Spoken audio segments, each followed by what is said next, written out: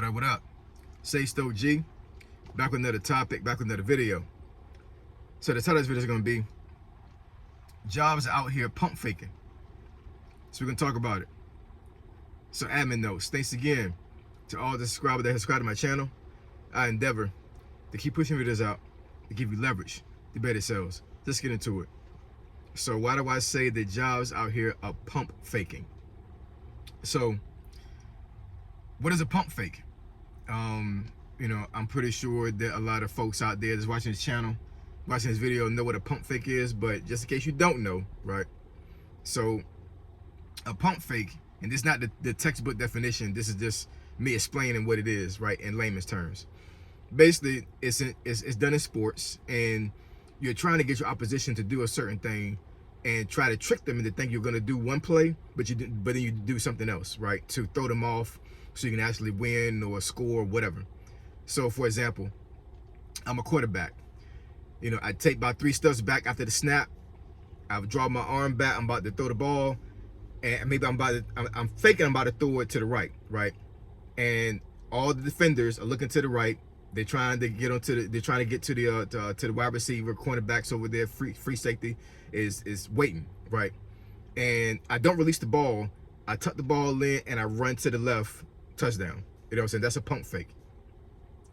An example of a pump fake. So this is what jobs are doing out here right now, man. And it's wild, yo. It's wild. And I was done the same way. So earlier last year, after I got furloughed, right? So we're talking, this would have been like late April time frame, right? I got furloughed from my job late March. So it's like a month later. So when I tell you that I was actually applying aggressively every single day after I got laid off or furloughed, I'm talking about every single day, man. You can ask my wife. I was in front of that laptop for at least 4 hours at a time. At least. I'm talking about, just redoing my resume over and over again to cater to the job description.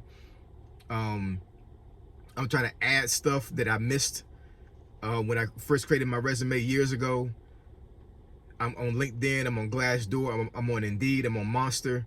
I had created some profiles with local search engines where I live at, as far as like jobs around here locally.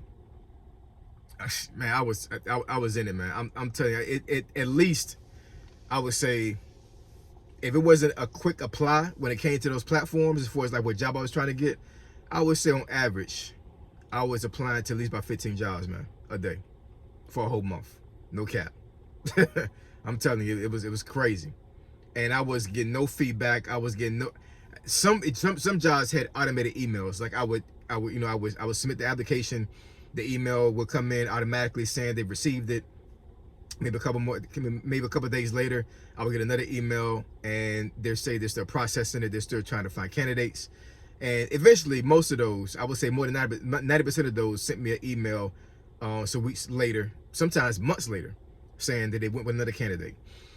So, and this is during the very first beginning of these layoffs and these furloughs and firings that happened earlier last year, right? So I'm talking about everybody was trying to find a job. Everybody was trying to, apply to different places and things of that nature. So I knew the job market was saturated, but I still believed that the system worked. You know what I'm saying?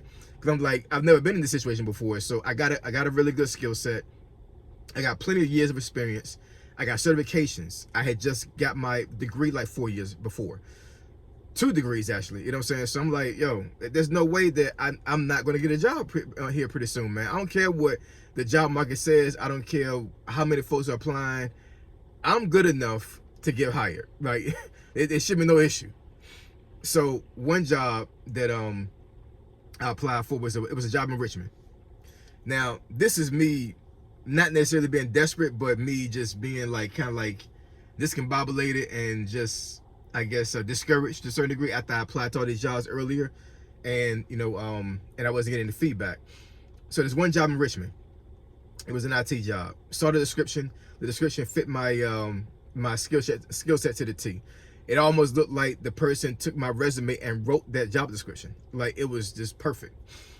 So I bet. So Richmond is a little bit far without public transportation, because where I live at in Virginia, for me to go to Richmond, it would be about an hour and a half drive one way. And there's no public transportation I can take to get there versus me leaving my place of residence here in Virginia to go to DC, and I don't got to drive at all. I can take public transportation all the way there, right? So I wasn't too happy about that, but I was like, you know what? A job was a job. It looked like it was going to pay a decent amount of money. It was still significantly lower than what I was getting before, but at this point, I'm like, I need to get a job, man. And my mind is like, as long as I get a job, it's a win, right? So I can start working, get more active income, and then I'll pivot from that job and move on to something else, because I have the motivation that, look, I got this job at the very least, so there's no way I'm not going to win and get another one that's better. So I'm talking to the recruiter. I think we had about 2 meetings. The second meeting that we had, the guy said that the contract was going to end in 2 months. So I'm like, wait a minute. Like, what's going on here? 2 months. So this is April that I talked to him. Contract going to end by the end of June. So I asked him straight up. I was like, okay, so if the contract's ending in 2 months, then why y'all actively hiring? And I forget what he said exactly, but basically he said something to a certain degree, like, we're still recompeting. The contract is slated to end June time frame, but we're still hiring because we want to show proof of concept to the customer. And as long as we have active folks that are applying and hiring folks, then maybe our recompete will go through and we'll be able to keep this contract. So I'm like, yo, I mean, hell, by the time I end process, the contract gonna end. You know what I'm saying? So, I'm saying it like, yo, should I even go for this? But at this point, this is one of the only recruiters that had contacted me back. The only ones. So I'm like, you know what? Yeah, let's go. Let's go. Let's try it. So I go for a third interview. Guy was very pleasing when it comes to, like, telling me exactly what I needed to hear about the company, the pay, the work hours, the environment of the job, all of that. You know what I'm saying? So I was sold. Even though the job was supposed to end 2 months later, I'm like, you know what? F it. Even if it ends 2 months later, it's a win. Cause I'm still gonna get paid. They still gotta pay me. You know what I'm saying? 2 months or not, they still gotta pay me. If I work for a freaking day, they still gotta pay me, right?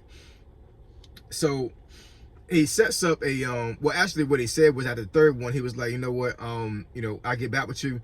You are a top candidate. I'm going to talk to the customer. I'm going to talk to my supervisors, and we're going to get a job offer letter for you immediately. So I said, okay, cool. Bet that. So a couple of days go by, no response. Week goes by, no response. 2 weeks go by, no response. 3 weeks go by, no response. So, I should have contacted him beforehand, you know what I'm saying? But I was like, I'm going to give him the benefit of the doubt. 3 weeks. The economy is crazy. The job market is crazy, whatever. So when 3 weeks exactly hit, I emailed him. I'm like, yeah, this is crazy. Like, what's going on? I didn't say that in the email, but I was like, I need to know some answers, right? You say you was going to do an offer letter. You didn't do an offer letter. I needed some feedback. Please hit me back, whatever. And I never heard from that recruiter again, ever. So in my opinion, I think what happened was, I think they was trying to resume harvest during that time. And I know that might not be an accurate term, but what I think what they were doing was they were actually trying to pull in as many resumes as possible for their system, so they showed that they actually had folks actively applying to those job descriptions. But I don't think they had any intention of hiring anybody, to include me.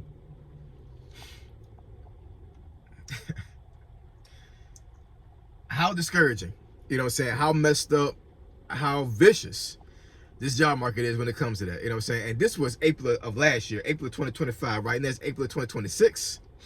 Thank God I have a job now. I've been working since January of this year, but these jobs are still pump faking.